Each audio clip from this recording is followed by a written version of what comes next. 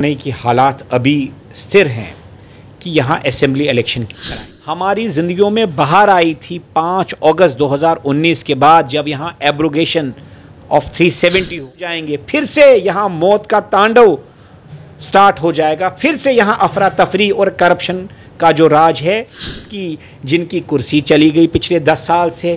उमर अब्दुल्ला कभी जम्मू नहीं आया और जम्मू डोगरों की, जम्मू के मुसलमानों की, जम्मू के हिंदुओं की, सरदारों की।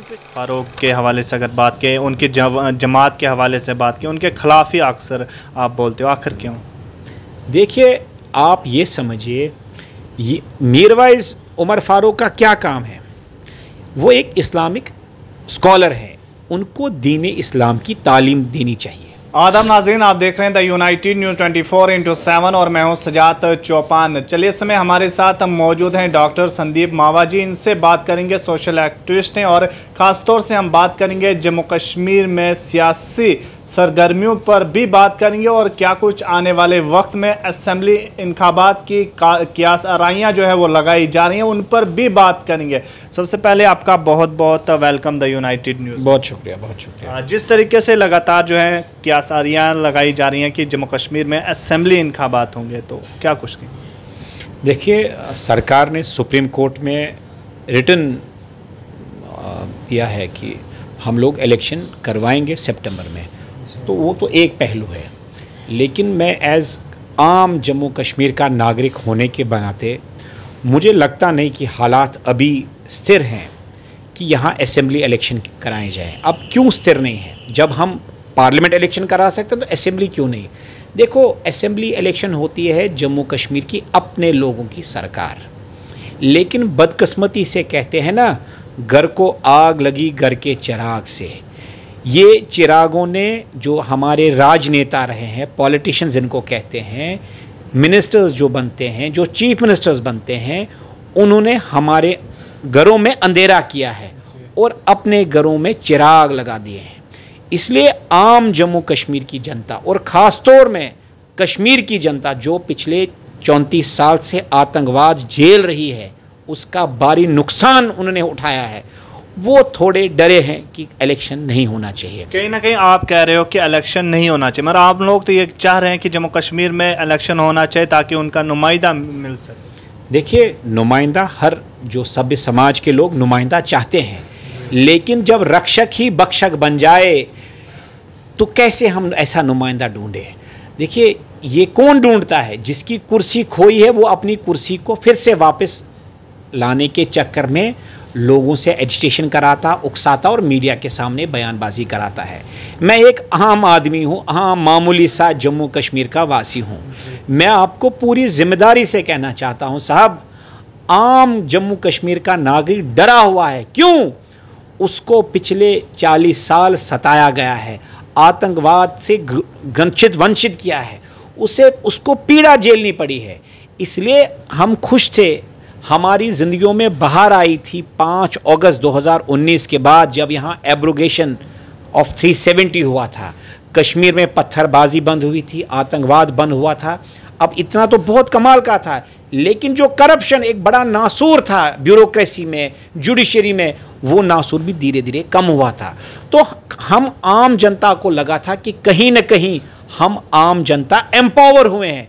अब हमें ये लगता है कि अगर ये फिर से यही लोग आ गए तो हम डिसएम्पावर हो जाएंगे, फिर से यहाँ मौत का तांडव स्टार्ट हो जाएगा, फिर से यहाँ अफरा तफरी और करप्शन का जो राज है, चोर और चक्कार फिर से हमें लूटने के लिए तैयार हो जाएंगे। इस कारण हम डरे हैं। सभ्य समाज के लोग जो हैं जम्मू कश्मीर के, वो डरे हुए हैं कि इनको फिर से मौका मिल गया, जो रही कसर थी वो पूरी कर देंगे। कहीं ना कहीं आपने बहुत सारे काम जो है गिनवाए आर्टिकल 370 और 35 के बाद। कहीं ना कहीं जम्मू कश्मीर के बेरोज़गारों की आपने बात नहीं की। जिस तरीके से मरकज़ी सरकार ने यह भी दावा किया था कि जम्मू कश्मीर के 1 लाख जो है नौकरियां दी जाएंगी, तो आखिर जम्मू कश्मीर में जो बेरोज़गारी है अरूज पर है। देखिए, आप सही कह रहे हैं, बेरोज़गारी अरूज पर है। अब सरकार खुद ये कहती है कि कश्मीर में अमन आ गया है, तो सरकार को पहल करनी चाहिए कि बेरोज़गारी को ख़त्म करे। ये बिल्कुल अच्छा सवाल और हम इसका समर्थन करते हैं। दूसरा, एक अंग्रेज़ी में कहावत है, Rome was not built in one day. ये आतंकवाद का नासूर पिछले 40 साल से है। लेकिन एक चीज़ तो बहुत अच्छी है कि यूनियन गवर्नमेंट, केंद्र सरकार पूरी कोशिश कर रही है कि इस आतंकवाद को ख़त्म किया जाए जड़ से, न कि स्टॉप गैप अरेंजमेंट। इसलिए में हम चाहते हैं कि इसको, इलेक्शन को अगर थोड़ा डिले किया जाए और आतंकवाद को पूरा नस्तो नाबूद किया जाए, तो इसलिए हम चाहते हैं कि power for these politicians is not important. अमन में लोग रहें, जो जम्मू कश्मीर के वासी हैं अमन में रहें। आपने देखा होगा इस बार जो एनडीए की सरकार या बीजेपी 240 सीटें ही ला पाई, जबकि उनका टारगेट 400 था। और 9 जून के बाद ही यहाँ आतंकवाद गतिविधियाँ बड़ी भारी संख्या में हो गई, और स्पेशली जम्मू सेक्टर में, जम्मू डिवीज़न में। तो मेरा एनालिसिस है, जिस बीजेपी या एनडीए को तो कुर्सी मिल गई, वो तो कोशिश नहीं करेंगे अफरा तफरी की। अफरा तफरी वो फैलाता है जिसकी कुर्सी चली गई है। अब आप खुद जर्नलिस्ट हैं, आप समझते हैं मैं किन की बातें करता हूँ। अगर आप खुल के सुनना चाहते हैं, मैं बात करता हूँ नेशनल कॉन्फ्रेंस की, जिनकी कुर्सी चली गई पिछले 10 साल से। उमर अब्दुल्ला कभी जम्मू नहीं, और जम्मू डोगरों की, जम्मू के मुसलमानों की, जम्मू के हिंदुओं की, सरदारों की, क्रिश्चियन की बात नहीं की। अब मुद्दा ढूंढ रहे हैं कि कैसे हम इनको फिर से गुमराह करके सरकार हथिया ले। ये सरकार बनाने नहीं निकले हैं कि अवाम की खिदमत के लिए, ये सरकार हथियाते हैं ताकि अपने घर भरे। ये तीसरी पीढ़ी है शेख खानदान की। वही हाल महबूबा मुफ्ती का, अब उसकी बेटी भी तीसरी पीढ़ी आ गई। ये वही लोग हैं जो कहते हैं हीलिंग पॉलिसी, और हमको पैलेट इंजरीज और पीएसए में फंसवाते हैं। साहब, आम जम्मू कश्मीर का नागरिक कान और हाथ जोड़ता है कि इनको फिर से मौका न दिया जाए। इनके जो कर्म हैं, जो उनकी पुराने करतूतें हैं, इनको सज़ा मिले, ताकि सभ्य समाज एक ऑनेस्ट लीडरशिप इमर्ज हो अवाम से, न कि दिल्ली से या कहीं और से। आम जन लीडरशिप में आए, ताकि अवाम की जो मुश्किलातें हैं, जैसे आपने कहा बेरोज़गारी है, कारोबार जम्मू में कम हो चुका है, इसका सोल्यूशन निकाले, न कि सरकार हथिया ले और अपने घर बना ले। कहीं ना कहीं जिस तरीके से आपने बात की कि मिलिटेंसी पर को जो है रोका गया कहीं ना कहीं मरकज़ी सरकार की जानिब से, वहीं लगातार कांग्रेस की बात की जाए, नेशनल कॉन्फ्रेंस की बात की, या फिर पीडीपी की बात की, वो काफ़ी आरोप भी लगा रहे हैं कि जम्मू सूबे की अगर बात की जाए तो कहीं ना कहीं लगातार मिलिटेंसी के वाक़ात जो हैं वो रोनमा हो रहे हैं। इस पर क्यों नहीं बात? देखिए, मैं आपको एक छोटी बात बता दूँ। अगर ये नेता लोग, सारी पार्टियों के, मैं किसी पर्टिकुलर पार्टी की बात नहीं करूँगा, आप ये मानिए साहब, मेरा घर जल गया, ये मेरे घर को आग बुझाने में मदद करेंगे, आप पहले कहेंगे कि ये घर किसने जलाया? अभी अगर जम्मू में आतंकवाद बढ़ा है, मैं मानता हूँ सरकार की कहीं न कहीं नाकामी है, लेकिन क्या हम इस पे प्रोटेस्ट करें, आरोपबाजी करें, या इसका मिल के सल्यूशन ढूंढें? आज ही आपने देखा होगा कि सर्वदल बैठक बिठाई गई कि हमारे पावर छीने जाएंगे, एलजी साहब को ज़्यादा पावर दिए गए। इसके लिए ऑल पार्टी मीटिंग हो सकती है, लेकिन यहां आतंकवाद फिर से बढ़ा है जम्मू में, तो इसके लिए ऑल पार्टी मीटिंग नहीं हो पाएगी। आप ये समझिए, जो भी यहां आया ना, कुर्सी जिसको मिल गई, उसने हमें लूटा है, हमें धोखा दिया है। इसलिए मैं चाहता हूं सारी पार्टीज मिलके इस आतंकवाद के लिए एक सोल्यूशन ढूंढे। लेकिन एक अच्छी बात आज हो गई कि आर्मी चीफ भी यहाँ आज आए हैं, एंड जो मुझे अपने सोर्सेस कह रहे हैं कि government of India is planning A decisive action against those elements. अब आप खुद भी समझिए, जो कल तक कहते थे कि हम सरकार बनाएंगे, जो अपोजिशन में आज हैं, ये मिल के, चाहे नेशनल कॉन्फ्रेंस हो, पीडीपी हो, सीपीआई हो, हुर्रियत हो, या पाकिस्तान हो, या डीप स्टेट नेक्सस चाइना हो, मैं आपको पूरी जिम्मेदारी से होश हवास में कहता हूं साहब, ये मिल के यहाँ आतंकवाद कभी बढ़ाते हैं, कभी घटाते हैं, एट देयर कन्वीनियंस।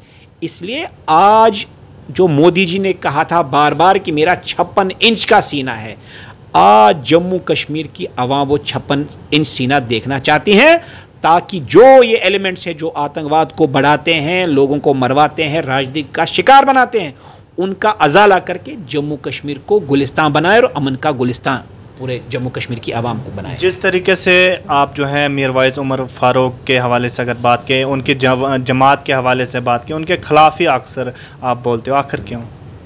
देखिए, आप ये समझिए, ये मीरवाइज़ उमर फ़ारूक का क्या काम है?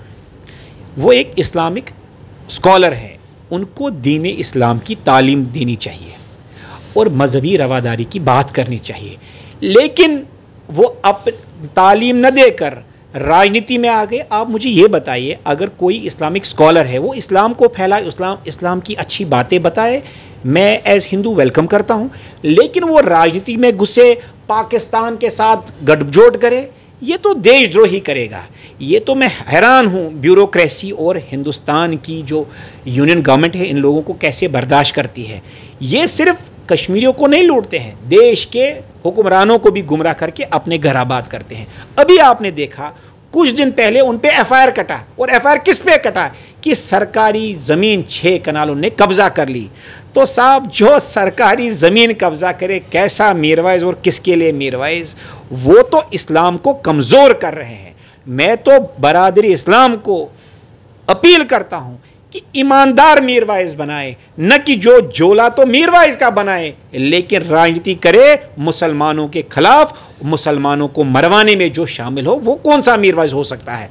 उसका काम होना चाहिए दीन इस्लाम को मजबूत करना, न कि आम जम्मू कश्मीर की आवाम को गुमराह करके उनको कफनों में दफनाना। इसलिए मैं ऐसे लोगों की मजम्मत करता रहूँगा, और जब तक मुझ में सांस है, सच बोलता रहूँगा।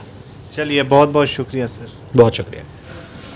ये हमारा बात कर रहे थे डॉक्टर संदीप मावा जी, और इनका भी यह कहना है कि जम्मू कश्मीर में अब फ़िलहाल जो है असेंबली के इंतखाबात नहीं होने चाहिए। अब देखना ये ज़रूर होगा कि क्या कुछ जम्मू कश्मीर में कब तक असेंबली के इंतखाबात होंगे, ये देखने वाली ज़रूर बात होगी। द यूनाइटेड न्यूज़ के लिए जम्मू से मैं सजाद चौपान।